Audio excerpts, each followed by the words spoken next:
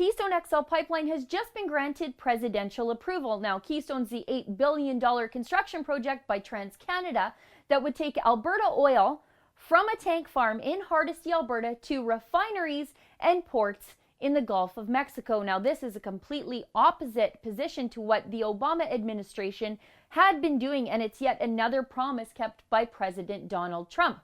President Obama blocked Keystone XL at every opportunity he had, bowing to pressure from uninformed and wealthy, yet extremely oil-addicted anti-oil protesters like Daryl Hannah and Jane Fonda. But right now, let's all take a minute to remember that Keystone XL was a pipeline Rachel Notley refused to support, saying it shipped Canadian jobs to the Gulf of Mexico, when in reality it would eventually create thousands of jobs in upstream oil and gas here in Canada just to supply the pipeline with its 830,000 barrel per day capacity.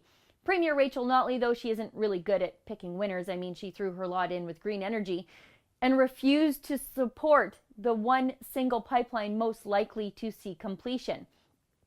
But Keystone XL, well, it isn't a done deal yet. There are still plenty of legal challenges between private landowners and TransCanada in Nebraska, but that's like every single pipeline. Those things will eventually get hammered out, like they always do, in time. And in the meantime, President Trump could actually create more jobs in Alberta than Rachel Notley and Justin Trudeau combined.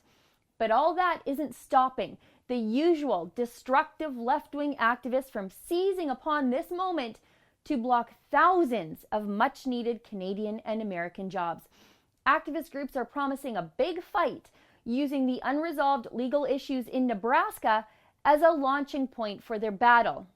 I, for one, welcome this fight with these ignorant, dirty protesters, and here is why.